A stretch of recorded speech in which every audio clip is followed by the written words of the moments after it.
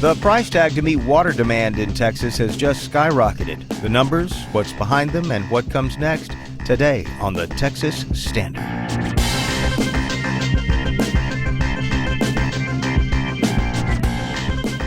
Texas Standard is a production of KUT Austin, KERA North Texas, Houston Public Media, and Texas Public Radio in San Antonio. I'm David Brown. Coming up, as Corpus Christi and neighboring cities try to head off a water catastrophe, water demand exceeds supply statewide, and there are new staggering estimates for a statewide water plan. We'll have the latest. A runoff for lieutenant governor in Texas. But do Texans know either of the candidates?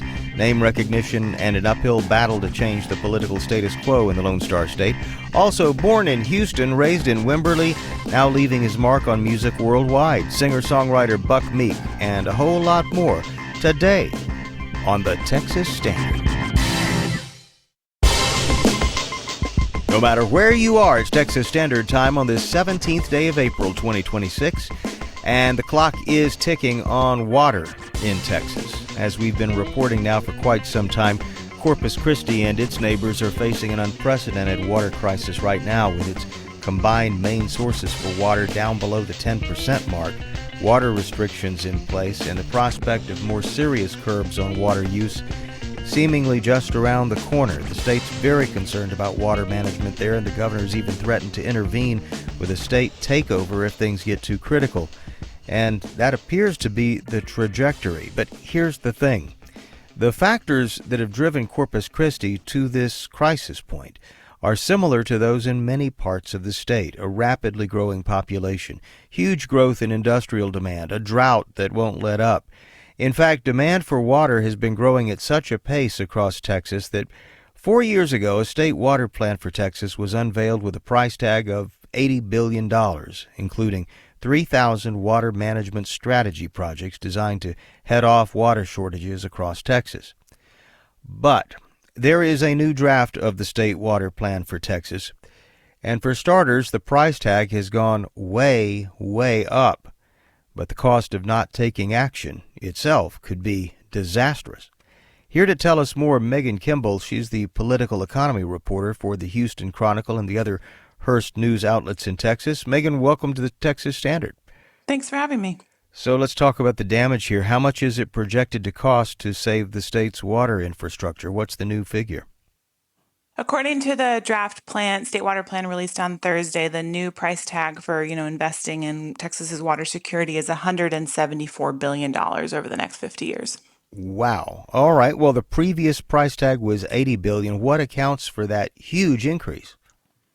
A large part of that increase is simply inflation. It costs a lot more to build any kind of construction project now than it did 5 years ago. There's a backlog of projects that were approved in the last state water plan that haven't been built for various reasons. And I think importantly, that this new state water plan goes out to 2080, and that reflects the fact that, as water gets more and more scarce, it's simply more expensive to access new sources of water. Corpus Christi is a great example. Desalination is wildly expensive. As groundwater and surface water dries up, the cost of securing new water also goes up. There are certain private desalination plants that supply industry along the Gulf, but it's my understanding that there is no municipal desalination project right now in Texas. And as you mentioned, there's been this on-again, off-again talk about a desalination plant. Are we talking about the prospect of having desalination plants up and down the Texas coast, or is that envisioned? Where are we going to get the water from? This new state water plan has 3,000 strategies similar to the last one. And so desalination actually still makes up a small percentage of the overall water supply in the future. It's about 4% in this new state water plan, which is what it was 5 years ago. The largest project in the plan, coming in at a price tag of about $10 billion, is a plan to pipe water from the Toledo Bend Reservoir on the Louisiana border to the Dallas-Fort Worth region. So piping water from, one area of the state that has a lot to another area that has less is one strategy. Pumping and treating brackish groundwater from across the state is one strategy. A huge part of the state water plan, though, is conservation. So using less water and then also reusing the water that we do use. So conservation and reuse together account for about 40% of the water supply strategies. I gather that public comment is welcome on this draft plan. We're just talking about a draft plan, but I guess I'm a little concerned about how much Texans are really plugged into the water shortage in a larger sense, in a more general sense, because there have been warnings about drought and the effect of a water shortage in Texas for as long as most Texans can remember. And yet many Texans have not faced the sort of water shortage that, say, Corpus Christi is now facing, where you're dealing with the potential of a catastrophe within months. You know, the urgency, that sense of urgency. How much do you believe that moving forward with some of these ideas is being held up by a sort of a lack of momentum, a lack of awareness, or Texans being plugged into just how critical the situation is? Yeah, I mean, it depends on where you are in the state. I think in some areas, people are very aware that it's critical. I think it's important to note that this state water plan is basically a compendium of 16 regional water plans. So Texas's water planning process is very much bottom up. It starts in local regional water groups that I think you're right. A lot of Texans are not aware of the planning activities of like the Region N water group, for example, in Corpus Christi. And that's where a lot of the kind of rubber meets the road on this planning process, and getting involved early, in the next round of planning is where a lot of these decisions will actually get made. Well, does this draft water plan lay out precise next steps for how to start to address this problem, or is this, as I'm envisioning 16 sort of disparate ways to go with what needs to be a kind of coordinated effort? Yeah, the purpose of this plan is really to give the Texas Water Development Board basically a list of projects that they can start to fund moving forward. So projects are not eligible for state funding until they appear in the state water plan. And so now, they're all online on the interactive state water plan on the Texas Water Development Board website. Those projects can now start to get state grants and state revolving loan funding. So that's basically the roadmap, is like, what are we going to fund moving forward? Where's this money going to come from? Last session, the legislature allocated $20 billion over the next 20 years to water projects, and a lot of experts are now saying that's likely not enough. It is a fascinating undertaking, and one that's critical for the future of Texas. And I want to encourage you to check out Megan Kimball's excellent reporting on this. We're going to link to it at texasstandard.org. Megan Kimball is the political economy reporter for the Houston Chronicle and other Hearst News outlets in Texas.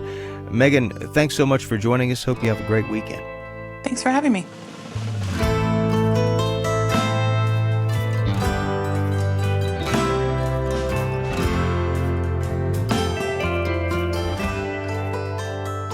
Two very different candidates with similar politics facing off in the runoff for the Democratic nomination for the lieutenant governor seat in Texas. Vicki Goodwin is a state legislator and former Austin real estate broker. Marcos Velez is a Puerto Rican union leader and political newcomer in Austin.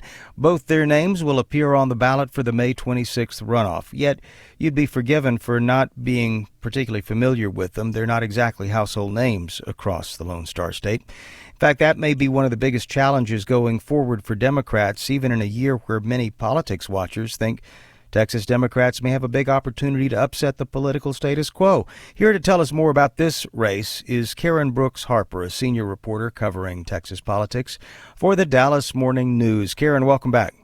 Thanks. Happy to be here.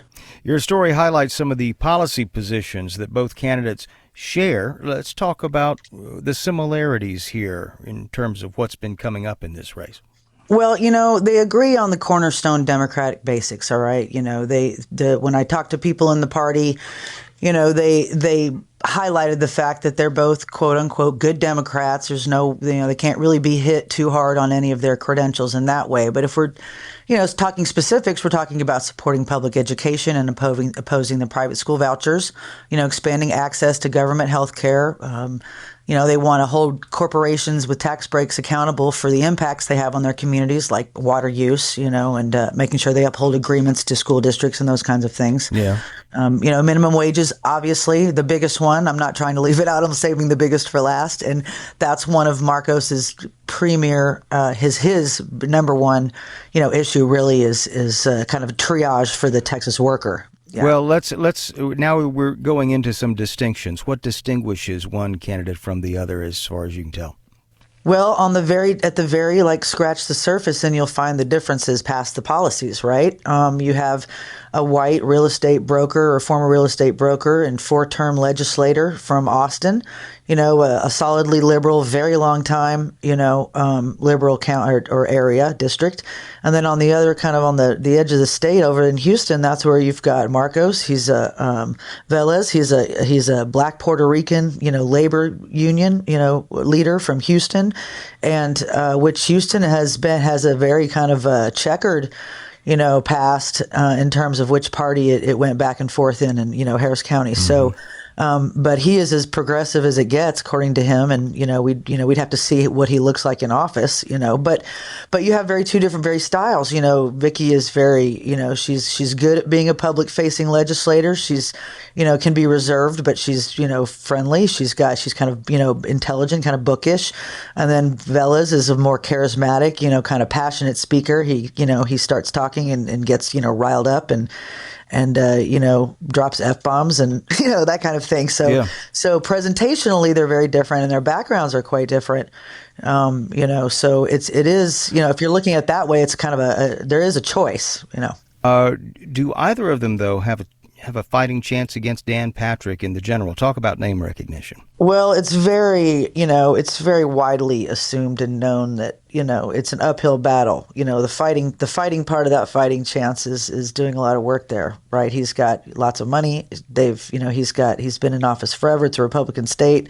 There's a huge push, to bring Republicans out in Houston. They're trying to turn, and that's Marcos's home territory. Right. So he's going to have to fight just to keep his numbers there. If there's a red wave, and what you've got is the Senate race at the top, the whoever wins the Cornyn and Paxton runoff, and then against Tallarico, which is easily the biggest action one so far. And Lieutenant Governor is several down, but it doesn't take long to go down ballot for people to just kind of forget who these people are. So their challenge really is reminding people that while you're there voting Democrat for whoever you're voting on up, either Gina Hinojosa against Greg Abbott or, Tallarico against, whoever in the Senate race, don't forget about us down here. So. Well, folks, remember this name, Karen Brooks Harper, because if you know that name, you can plug into her excellent political reporting on this race and others. We'll have a link to it over at texasstandard.org. She's politics reporter for the Dallas Morning News. Karen, thanks so much for joining us. Thank you. Have a great day. For months now, the conversation around artificial intelligence has centered on office jobs, coders, lawyers, analysts. But as AI moves out of the office and into the physical workspace, some assumptions are starting to crack. What about the electricians, drivers, warehouse crews, jobs once thought insulated from automation? Who's actually at risk and who might come out ahead as the standard continues? Support for Texas Standard comes from Texas Monthly Presents The Story, a docuseries about the state of Texas. Stories about our culture and what's at stake from the perspective of the magazine's writers, airing weekends on local PBS stations and streaming on the PBS website and app.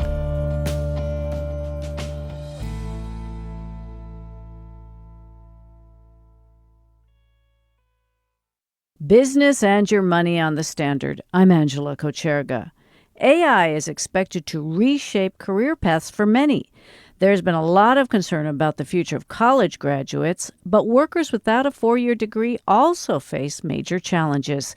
That includes people who in the past were able to build job skills in entry-level positions, apprenticeships, or through military service. A group of researchers is looking into what happens when some of those early career opportunities are put at risk by AI. Justin Heck is a senior director at the nonprofit organization Opportunity at Work, and he co-authored some new research at Brookings. Justin, thanks for joining us. Thank you so much, Angela. Well, in this research, you talk about gateway jobs for people who don't go into that traditional 4-year college route. What types of jobs are we talking about? Gateway jobs are the key stepping stones that connect lower wage work to better paying work. It's a broad set of occupations. Think of customer service representatives, other back office jobs as secretaries, HR workers. It's a broad list of occupations that are centrally located in economic mobility for workers. They're connected to low wage work. Workers build skills that position them to continue moving up. Well, you say these jobs play a pivotal role in mobility. What does that mean? Give us some examples. Absolutely. Workers are constantly building skills on the job. We get a job that we don't quite know exactly how to do, and we learn new things, and we take that skill and knowledge to continue moving up. So, for example, a customer service representative. A worker might previously have started off their career as a cashier or a clerk, built skills that allowed them to move up into this role, and then in that role built yet further skills that allowed them to move on into accounting, HR, sales, a host of other occupations by building skills on the job and benefiting as a result. Well, how will these gateway jobs be affected by AI, and how many jobs are we talking about? Do you know? Today, there are nearly 11 million workers skilled through alternative routes, or STARs, who are in highly exposed gateway jobs. As you noted previously, STARs are workers who don't have a four-year degree but have built skills through lots of other ways. And again, AI disruption matters for the workers who are in these jobs themselves, but there are broader implications for the pathways that run through these occupations. We might end up in a scenario where AI significantly disrupts hiring behavior in a role like a customer service rep. And that matters for the more than 2 million workers who are doing that job today. But it also matters for the lower wage workers for whom a customer service rep position might be the next step. And it matters for employers who are hiring high wage positions that currently use those gateway occupations as reliable sources of experienced talent. Very interesting. Is this already happening? And again, do we have any sense of how many jobs could be affected? AI is going to impact a much broader set of occupations than we've often thought. It's easy to think of occupations that college graduates might be going into, but most workers are going to be exposed to and touch AI. It's going to shape the way they work, the way they find work, and the ways that employers find them. Yeah, I think I've already, and many of us have dealt with those AI customer service representatives. You highlight the Sun Belt, which includes Texas, as being a region that's going to see big changes because of AI. Why? Despite the shifts we've seen in work, from globalization to increases in remote work remains deeply local. 73% of workers live and work in the same county. And so the opportunities available to them and the pathways they navigate are going to remain local. And as a result, the effects won't look the same everywhere. Some Sunbelt metros have especially high concentrations of office support and service roles that are among the most exposed to AI. As a result, they're positioned to experience some of those shifts early and at a higher intensity. Well, is worker age a big factor here? I mean, I imagine if you're 21 years old, you might have more time to adjust to the changing labor market with AI than someone who's 51. Is that the case? We're seeing concern for workers on both ends of the spectrum. Some concern is for younger workers who don't have the established work history and are trying to find that first job to start building the experience that lets them move. Other folks are more concerned about older workers and their ability to continue transitioning. I would argue that all workers are going to be impacted and feel this shift, and it's going to matter in terms of how they experience economic mobility. So are there some jobs that are more secure, even in this era of AI? Absolutely. When we look at gateway occupations that are usually done in person, there's certainly less immediate risk. Think of roles in healthcare and construction, manufacturing, roles that are going to continue to be sources of economic mobility and security. Yeah, very interesting. Well, could AI create new job opportunities? You write, quote, millions of the nation's workers without a four-year degree will be significantly involved with AI. Explain what that will look like. Absolutely. The future is not automatic. When we say AI exposure, we just mean that tasks will either be assisted by AI or involve AI. And there's certainly one scenario that's a bit more negative, where work is disrupted and humans are replaced. But there's another version where we actually see AI strengthen pathways by helping people build skills and move up more quickly, connecting jobs that perhaps used to be too far away in terms of the job content, but that are suddenly much more accessible. So there's certainly an opportunity here for us to make collective choices about how AI is augmenting work. What else would you want people to know from this research that maybe could help guide those who are thinking about future career paths? For workers, There's certainly a need to think about how can I start learning and being part of this transition. It's going to matter in the coming years and certainly as we move out into the future. But there's a big question for employers, regional leaders, policymakers, because this is not something that we can navigate alone. An individual employer faces immense pressure to maximize short-term profits by cutting costs. But that's a short-sighted strategy because all of our talent needs are built on workers building new skills and moving up. And so if one employer or a group of employers is not thinking about that future talent need and how we solve this problem together, we'll all be worse off for it. Very interesting work. Justin Heck is Senior Director at Opportunity to Work. Justin, thank you so much for joining us on The Standard. Thank you, Angela.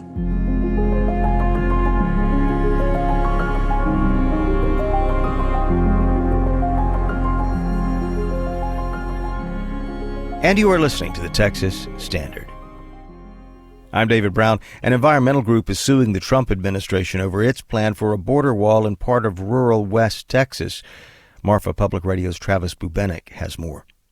The Big Bend region of Texas is a rugged, mountainous corner of the state where the Rio Grande bends through wide-open desert ranches. It's historically seen some of the lowest border crossing numbers of any part of the Southwest, and there's never been a border wall here. The lawsuit from the Center for Biological Diversity and local residents claims the Department of Homeland Security illegally bypassed a range of environmental laws for the project. The plaintiffs say the wall would destroy, quote, iconic sections of the river corridor that many in the region's outdoor tourism-centered towns depend on. The Big Bend border wall plan has prompted widespread pushback from Democrats and Republicans. For the Texas Standard, I'm Travis Bubenik in West Texas. Homeland Security hasn't immediately commented on the lawsuit. Coming up on 29 minutes past the hour, Texas Standard Time. Support for Texas Standard comes from Texas Casa. For a child in foster care, small moments today can have a big impact tomorrow. More on how lending time and support can help make a difference at becomeacasa.org. Support for Texas Standard comes from HEB and the My HEB app, which is available for download, and shopping fresh departments like seafood, produce, bakery, and deli, and scheduling curbside pickup or home delivery. More at heb.com.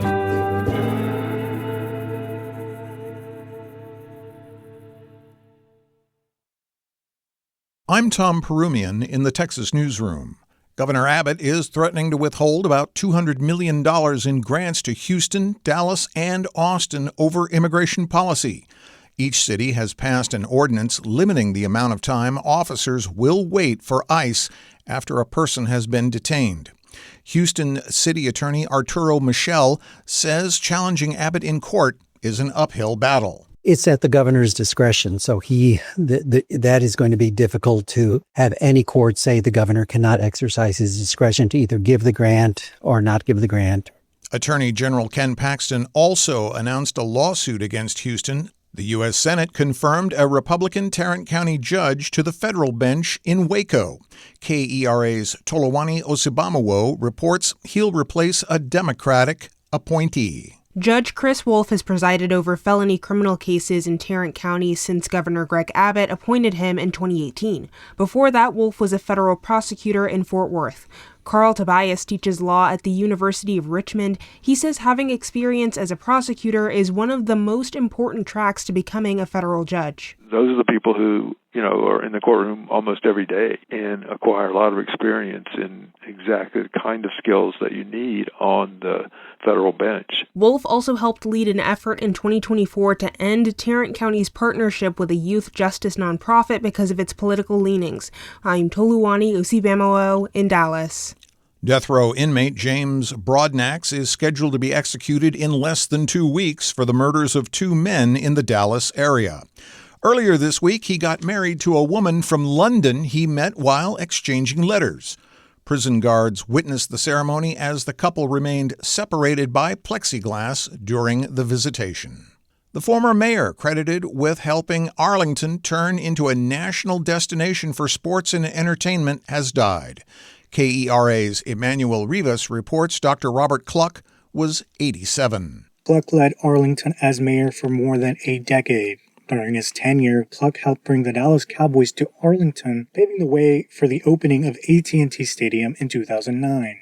He also pushed forward major developments like the Arlington Highlands and the Viridian community, reshaping the city's economy and growth. Cluck was a longtime physician before entering public office. He's remembered for his focus on public health and civic leadership. City officials say plans to honor his legacy are expected in the coming days. I'm Emmanuel Rivas in Dallas.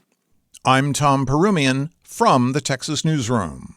Support for these Texas headlines comes from Raton Pass Motor Inn, a classic roadside motel where the Wild West meets mid-century modern. Located in northeastern New Mexico and offering vintage rooms. More at ratonpassmotorin.com.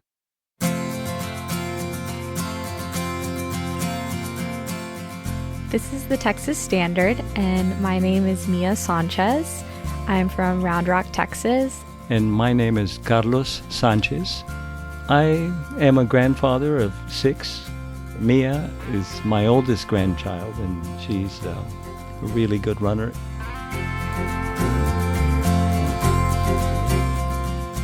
My relationship with running started when my daughter was younger, Mia's aunt.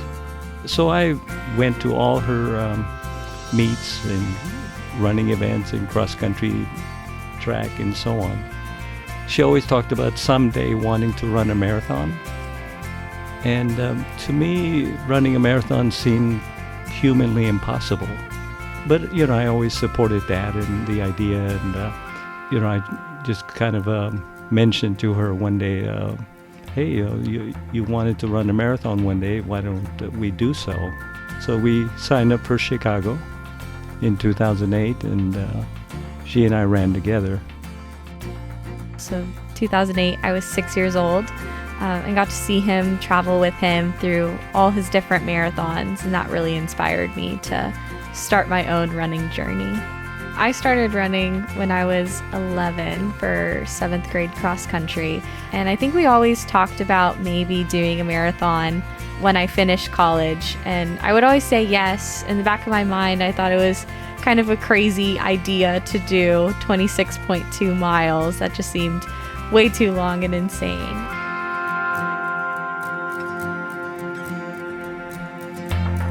I've run 37 marathons. Boston Marathon, even when I first started running marathons, I didn't really know much about that. But maybe after marathon 2 or number 3 or 4, the subject would come up.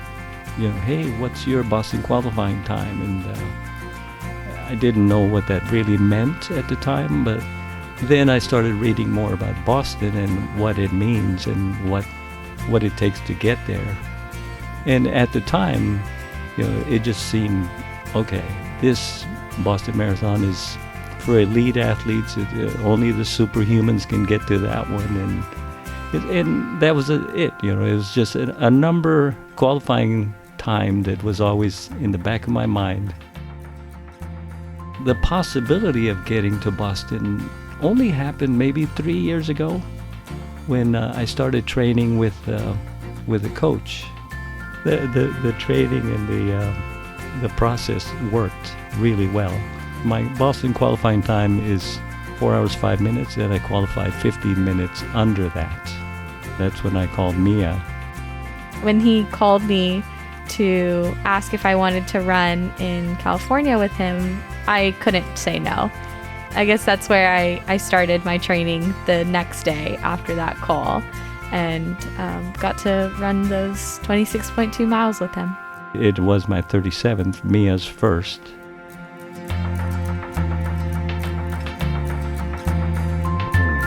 I'm very proud of Mia, and it's an amazing feeling to qualify for Boston and qualifying on her first attempt. And it may be the first documented case of a grandfather and granddaughter qualifying by time and then running the Boston Marathon.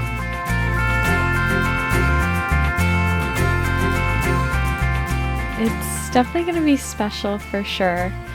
Before the race, we may be able to see each other at the start before we're put in our corrals. But just knowing that we're both there, I think is something that will definitely motivate me and keep me going throughout the whole course. And then afterwards, just getting to wait and watch him cross the finish line is definitely going to be very special.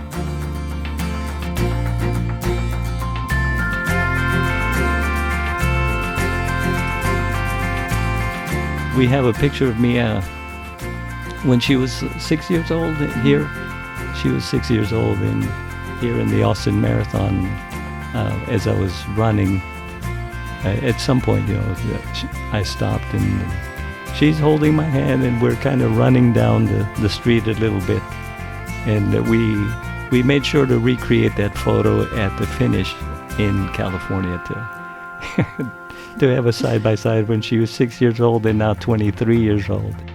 It's extremely amazing, just so much pride and joy that we have achieved this, my granddaughter and I.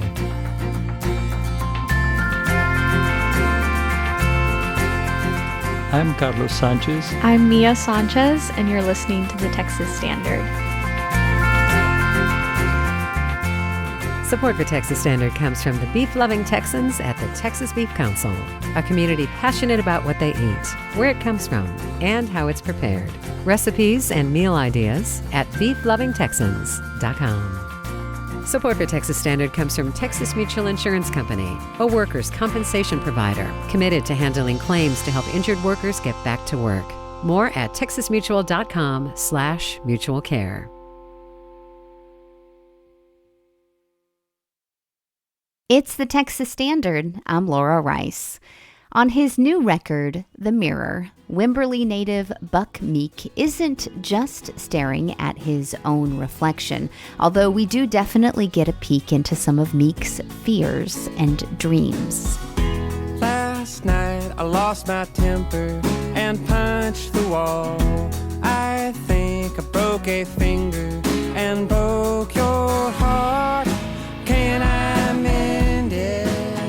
This is the fourth solo record by Meek, who is also known for his work in the band Big Thief, and he joins us now on the Texas Standard. Buck, welcome to the show. Thank you for having me. It's good to be here. I want to start by talking about the very first song on this record called Gasoline, which is very catchy but has a different feel to it.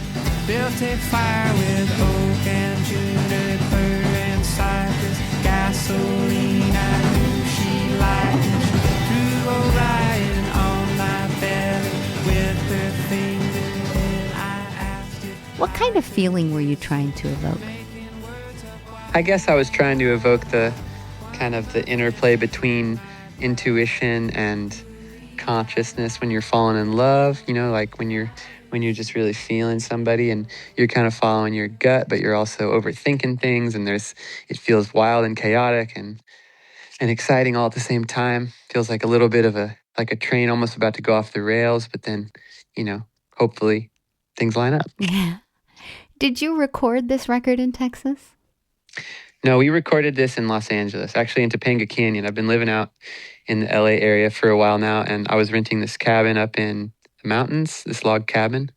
We recorded this all in a big room. Drums were set up in the big room with the fireplace. And then there was a front porch that I sang vocals on outside, actually. There was a big window to the living room from the front porch. And so I was outside the whole time, which was nice, in the wind. And the band was cooking inside, and then the live band was triggering a bunch of modular synthesizers in the control room. And so there was this kind of parallel world of a live rock and roll band, live vocals on the porch, triggering a bunch of kind of modular synth and ambient textures.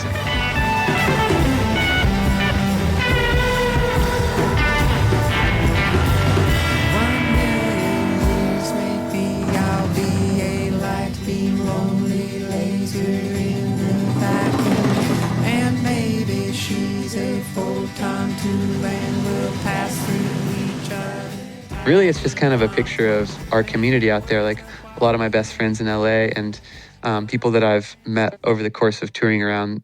So it's really just like this, big party of all of our best friends hanging out. Has that influenced your sound moving out away from the Texas Hill Country where you grew up? I think so, for sure. I mean, I grew up in Wimberley playing with, Slim Ritchie and Django Porter and Brandon Gist, a bunch of like Texas guitar players. And I was going out to the Charlie's Catfish Restaurant Bluegrass Jam every Friday with Donna Bailey and Mike Bond and Alan Mundy and a lot of those like Hill Country legends. So I grew up surrounded by that music. But then I went to music school right out of high school and ended up moving to New York and playing a bunch of rock and roll and stuff in basements and a bunch of grungy stuff, and then moved out to California. And I think every place definitely has an influence on my sound. Yeah. You mentioned a bunch of local artists there. Do you think there are artists you listened to growing up that you still feel like have impact on your work now? Definitely. I mean, I grew up going to the Kerrville Folk Festival a lot as well. And when I first started writing songs as a teenager, I would go out there and share my songs around campfires for especially the Crow's Nest Camp up at the top of the hill there on the Quiet Valley Ranch with Brian Cutian and Steve Fisher and Darlene Raven. And to this day, for sure, like every time I write a song, I'm really writing for them, like kind of for that witness, that audience out there.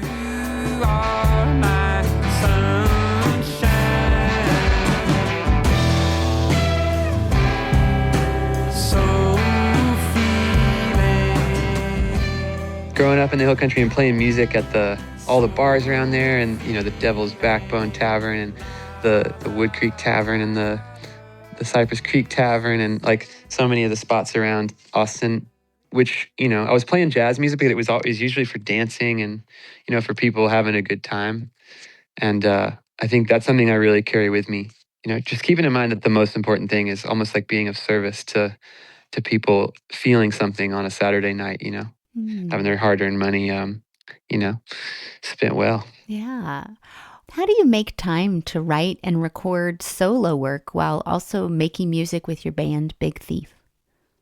Well, I usually book a recording session, maybe like 6 months in advance, just kind of as like a deadline. And then I try to book a session out like 6 months when I have some free time, and then I'll just sit down every day to write like a day job, 9 to 5 style, and just lock myself up in my guitar and write all day, every day until that recording session. And just kind of having my band waiting for me at the end of that is a system of accountability that kind of lights that fire under me.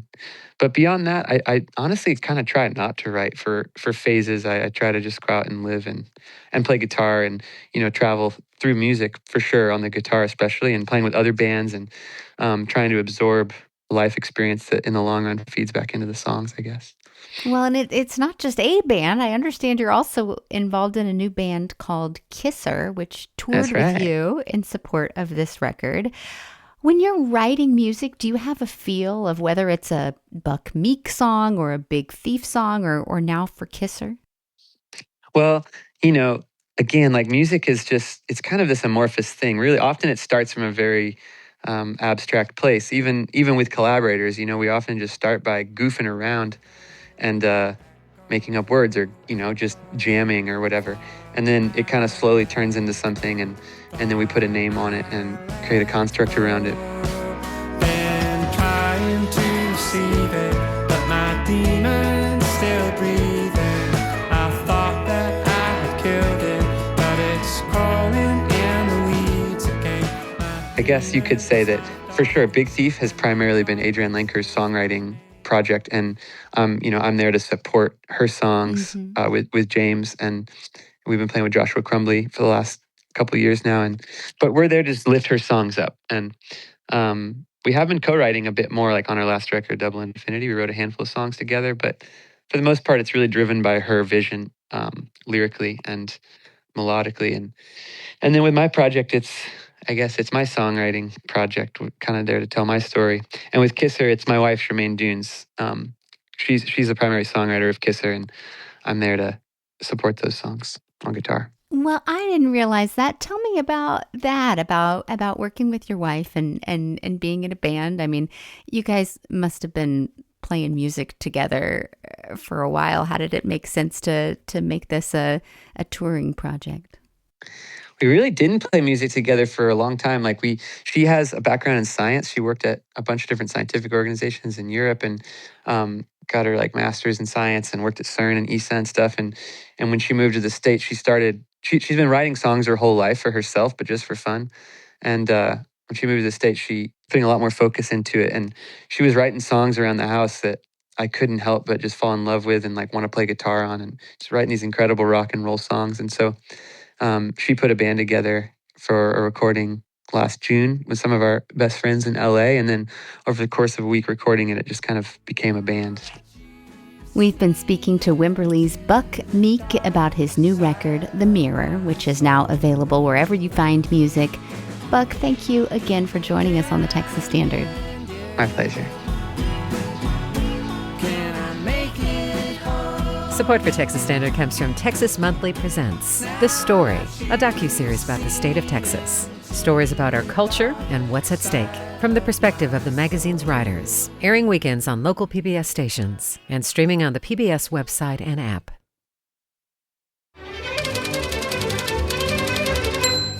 I'm Rebecca Bentime with Typewriter Rodeo. We type on-the-spot poems on vintage typewriters. Texas Spring. They say March comes in like a lion and out like a lamb, but it never feels like a baton pass, a peaceful transfer of power.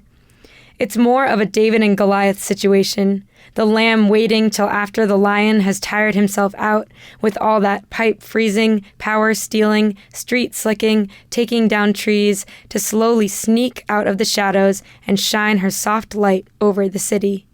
But then, just as we pack up our towels, tarot cards, sunscreen, ready to head to Barton Springs, the lion awakens from his slumber, roars a storm cloud, wind carving deep lines into the lake. The lamb waits and waits. We wait and wait.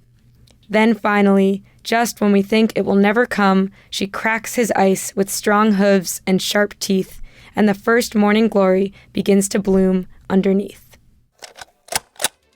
I'm Rebecca Bentime with Typewriter Rodeo, and you're listening to the Texas Standard.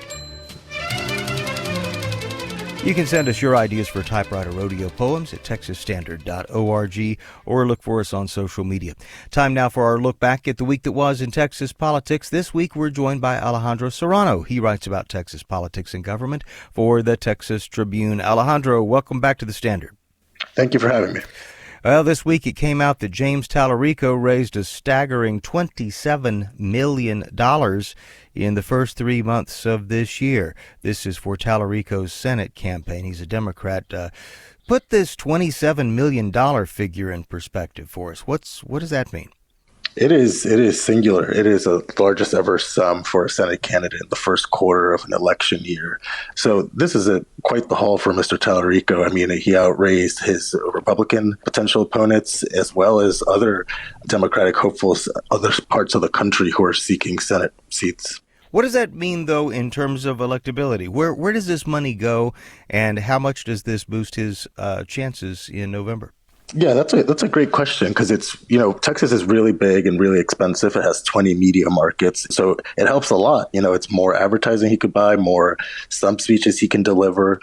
So it could make a big difference. I guess now it's just like we're going to have to see the type of campaign he runs. Obviously, he just came off a really competitive primary. Yeah, for sure. Absolutely. And it will be interesting to see where that money goes. And speaking of money, some other campaign finance news from the first quarter. Over on the Republican side of this race, John Cornyn raised something like 4 times as much money as Ken Paxton, his Republican rival in that primary race for Senate. How surprising was that? It's interesting that Mr. Cornyn raised $9 million and Mr. Paxton about $2.2 million or so. And they're obviously in a tighter race because it's going to be in late May. But it's still kind of paltry compared to Mr. Tallarico's. And there's been a lot of concern, in Washington about this seat in the Republican end. So right now, a lot of the money has been going into ads. We've seen some very nasty ads among these two. But it's kind of reaching a point where, we're in the home stretch here. Home stretch. It's hard to believe that's where we are, but that's right. I want to shift gears just a moment. One of the biggest stories, Tony Gonzalez stepping down from his seat in the U.S. House, and this coming after a lot of controversy about an alleged affair with a staffer who died by suicide. What finally changed? What was the tipping point for Gonzalez? He was running for re-election, decided that he would end that candidacy, and now stepping down from the House altogether. What was the tipping point? That's right. I think the tipping point was a combination of factors, starting first with, relentless reporting from the San Antonio Express News, and then kind of that being paired with reporting out of San Francisco that Representative Eric Swalwell was also stepping down after allegations of sexual assault and misconduct. The Congress started moving on both of these. And there was likely going to be a House vote on their expulsion. So Mr. Swalwell resigned first, and that was followed by the congressman from San Antonio, Mr. Gonzalez. You can read more about these stories over at texasstandard.org. We're going to link to the Texas Tribune's reporting, texastribune.org, if we want to go direct to the source. Alejandro Serrano, reporter for the Texas Tribune, thanks so much for joining us.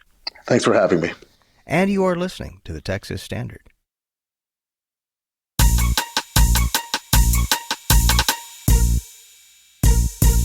This week, a lot of Texans were looking up. I'm Wells Dunbar with the Texas Standard, and Artemis II, NASA's first crewed mission in this new era of lunar exploration, has sparked something that can be hard to come by these days, a sense of shared wonder. For many, it's also personal. Here in Texas, with Houston at the center of human spaceflight for generations, these missions can feel remarkably close to home. We asked listeners what the successful Artemis II mission meant to them, and we heard from people who saw inspiration, possibility, and maybe a reminder of what big public ambitions can still look like. Hi, my name is Trisha. I just wanted to say that I am one of those people that has been pretty captivated by the Artemis II mission. It's really neat because I wasn't around when we first went to the moon, so seeing it firsthand, 50 years these missions originally started has been really just amazing. It makes you feel good about being a human. That feeling that something bigger than the daily grind is still possible came through again and again. And then there's what the space program can represent over a lifetime, like how far society has moved between missions and how many people had to push to make that happen. We heard from Candy Torres in Webster, Texas, just down the road from the Johnson Space Center. My name is Candy Torres. I'm 72, and I live in Webster, Texas. It was so exciting to see the successful Artemis II mission and how it energized the public. When I was a little girl, I wanted to be an astronaut, and no one had even been in space yet. It was years before women were allowed into the boys' club, such as astronauts or engineers. There were no role models, so I was inspired by science fiction years before Star Trek, which foresaw the importance of diversity. I had a vision of the future, but no one understood.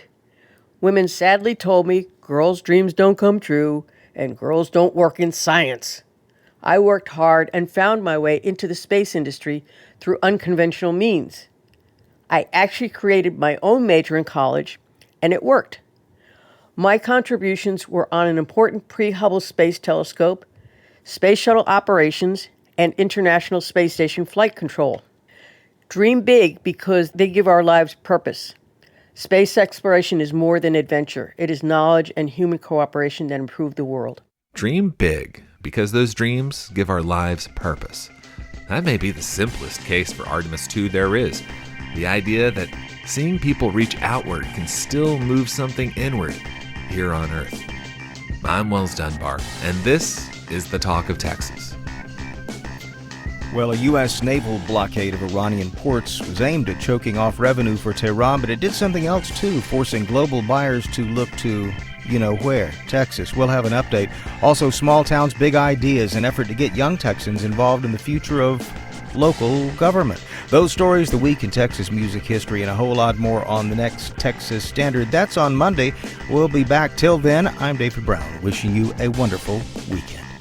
Philanthropic support for Texas Standard comes from Casey and Scott O'Hare, the Winkler Family Foundation, Lynn Dobson and Greg Woldridge, Adrian Killam, and the George Huntington family.